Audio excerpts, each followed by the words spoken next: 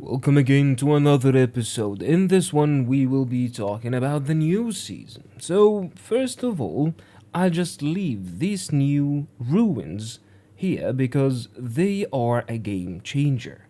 Basically, your ruins in this coming season will decide which units you will prefer to bring to the battlefield. Let me explain further. These ruins are really great in terms of buffing certain units greatly. For example, we have the javelins and the lancer cavalry ruins, like monastics and yeomans, making the cavalry, for example, reach their maximum damage within 2 seconds instead of 6. It literally reduces the time needed for each phase during the charge from 1.5 seconds to only half a second. And for the javelins, it increases the damage output and the break of the single javelin hit. And look at this! The new ruins really shine when you get defeated as a hero.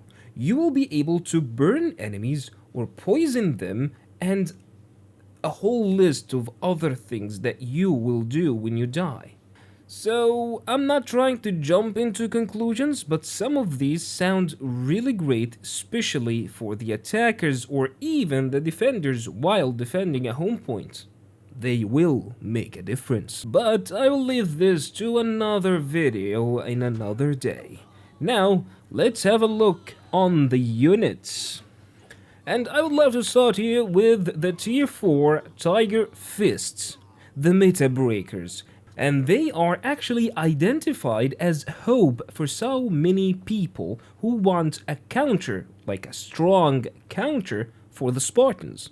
So let's dig into the skills. Their skills in order are a short charge. Okay, keep that in mind, it's really short. But all 3 skills have CC immunity and high block break. The second skill, which is the main source of damage, will be 3 punches followed by another 3 punches, same like the Queen Knights in the first skill, where they stab the opponent, then there is 1 second of recovery time, then they stab again. The same happens here.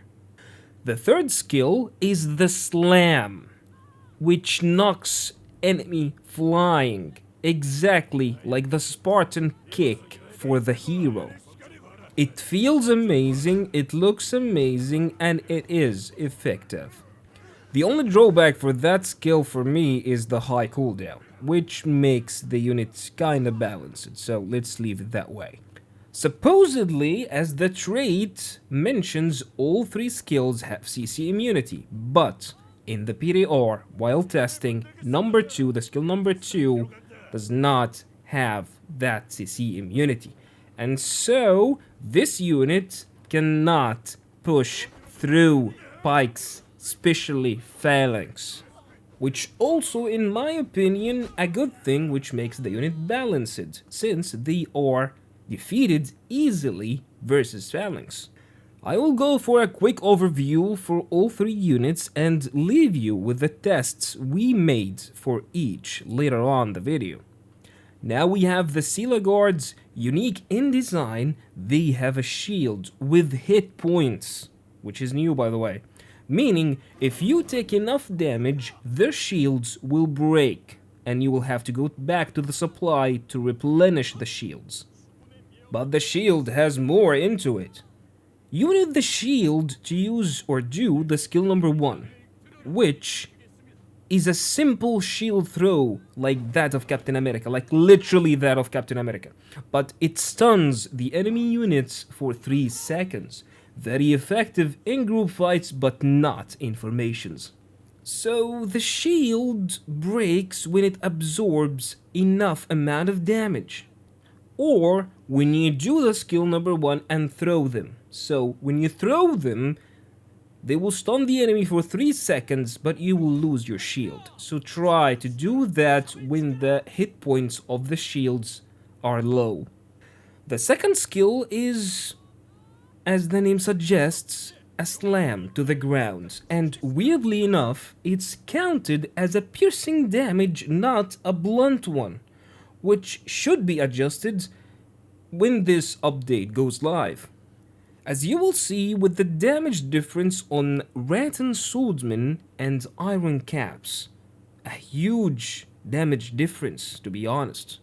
Keeping in mind that the blunt defense between these two units, the Rattan Swordsman and the Iron Caps, is only 30. So the Rattan Swordsmen have 130 blunt defense and the Iron Caps have 100 blunt defense. But the difference in damage jumps almost to the double, which is an indicator that this skill actually uses piercing damage, which explains the huge difference, which is the double, because Rattan Swordsmen, as we know, as the rest of the Rattans, have very high piercing defense. The last note for this unit will be that when you lose your shield, the skill number 2 will make the unit slam the ground not once, but twice. But at the end of the day, the damage of the skill is not that high, and we hope it will be adjusted by the release time of this season. Last but not least are the Warring Archers, nimble in the battlefield supposedly, and their damage is currently low, but we expect a buff anyways. I mean, if the unit will remain like this, it will go straight into the C tier and nobody will use it. So the first skill is simple. They will fire red arrows and heal themselves for an amount of damage dealt. However, and focus with the following.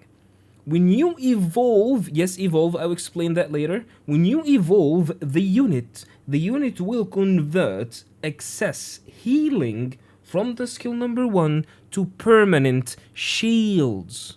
And I'm not talking about a shield that they can carry, no, it's a shield on their HP or hit points, okay? And yes, you heard that right, this unit is so unique and one of a kind. This unit stack kills, okay? And kills here as in numbers, not in quality. So, to elaborate this, one peasant is the same as one monastic kill, so keep that in mind. So, with every single kill or assist or a hero kill they achieve, the bar on the left, as you can see here, will start to fill. But they really take their time filling that bar. I mean, you need around 100 kills to make that bar go full, which is a lot, by the way.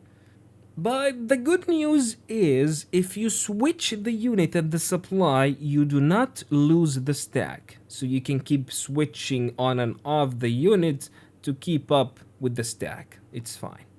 So, assuming you did fully stack the unit to evolve it, both skills will be evolved and changed. We already explained the skill number 1, so let's jump straight into the skill number 2. The skill number 2, without the evolve, will make them do a forward flip or backward flip and fire arrows while doing so. Some of you will ask a very important question, which is, do they get like an iframe, like the short bow dodge? And the answer is no. So keep that in mind while dodging. The dodge simply is effective to avoid javelins, maybe Zakali militia balls, and dodging a charge. That's it. So as I was saying, let's assume you did evolve the unit. It will allow the skill number 2 to have 2 usages and different cooldowns on each use. Just one thing I did notice while playing with this unit is that you need to be standing in the formation before doing the skill number 2. Otherwise, the unit will make a sprint. So if you're axing them around and you press 2, they will not do the flip. They will sprint in that direction. I don't know if this is a bug or a feature, but we will go with it.